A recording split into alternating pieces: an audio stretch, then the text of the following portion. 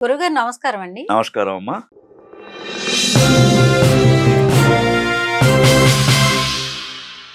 అంటే సంక్రాంతి అనగానే అందరికి గుర్తొచ్చేది బొమ్మల కొలువు. అవునమ్మా. ఎందుకు అసలు ఈ బొమ్మల కొలువు అనేది సాంప్రదాయంగా వస్తోంది? చక్కని ప్రశ్న మహాలక్ష్మి. చూస్తున్నటువంటి ప్రేక్షకులకు సంక్రాంతి శుభాకాంక్షలు. అసలు మహాలక్ష్మి సంక్రాంతి అంటేనే హ్మ్. సమ్యక్ క్రాంతి సంక్రాంతి. సమ్యక్ క్రాంతి అంటే సంక్రాంతి. అంతటా కూడా ఒక వెలుగు వచ్చే రోజు సంక్రాంతి. హ్మ్. ఎట్లా వెలుగు వస్తున్నది? అంటే సూర్యుడు మకర రాశిలోకి ప్రవేశిస్తున్నప్పుడు ఉత్తరాయణ పుణ్యకాలంలో హ్మ్. ఒక వెలుగు అనేది మనకు వస్తూ వస్తుంది. ఉంటుంది.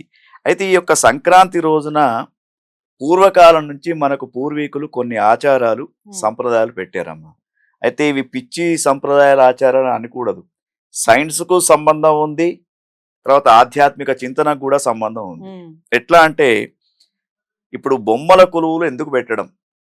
ఇప్పుడు దేనికైనా కూడా ఒకటి ఉంది మనకు. ధర్మ మార్గంలో కూడా ఏం చెప్తున్నారంటే, హ్మ్. ఈ బొమ్మల కొలువు పెట్టడానికి ముఖ్యంగా పూర్వకాలంలో శతానీషుడు అనే ఒక రాజు ఉండేవాడు. హ్మ్.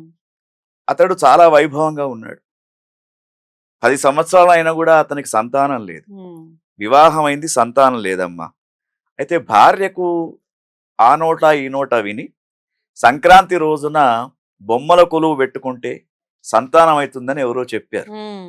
చెప్పగానే అట్లానే పాపం ఆమె విష్ణు భగవాను యొక్క దేవతా విగ్రహాలు, బాలకృష్ణుని యొక్క విగ్రహాలు హ్మ్. అన్నీ తీసుకొచ్చి ఒక బొమ్మల కొలువుగా పెట్టుకున్నది.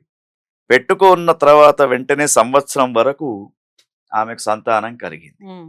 అయితే మీరు అడిగినటువంటి ప్రశ్న ఏమిటంటే సంక్రాంతికి బొమ్మల కొలువు ఎన్ని రోజులు? అవకాశం ఉంటే 9 రోజులు పెట్టుకోవాలి. 9 రోజులు. ఎందుకంటే భగవంతుడు మనకిచ్చినటువంటిది తల్లి గర్భం నుంచి వచ్చినటువంటి 9 మాసాలు. హ్మ్. మాసాలకు ఒక్కొక్కటి. హ్మ్. అంటే అంటే ఏ ఏ బొమ్మలు పెట్టుకోవాలంటారు గురు? సహజంగా అయితే ఇక్కడ మనకు ఈ కథలో ఇంతకుముందు చెప్పుకున్న దాంట్లో ఆమెకు పిల్లలు లేరు కాబట్టి మిఠాయిలు, హ్మ్.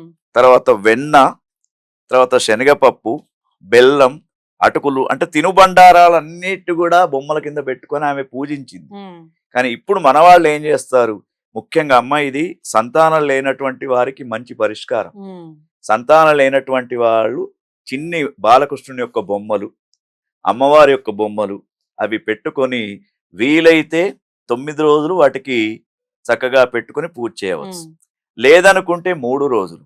లేదనుకుంటే చివరి ఒక సంక్రాంతి రోజైనా హ్మ్. బొమ్మల కొలువు పెట్టుకోవడంతో చక్కని ఆనందకరమైనటువంటి వాతావరణంతో పాటు సంతానం అభివృద్ధి చెందే అవకాశాలు హ్మ్. మనకు ఉంది కాబట్టి పూర్వకాలం నుండి సంక్రాంతికి బొమ్మల కొలువు అనేది వస్తూ ఉంది. అది ఓకే. దీని యొక్క రహస్యం. బొమ్మల కొలువు గురించి చాలా చక్కగా చెప్పారు గురుగారు. నమస్కారం. నమస్కారం.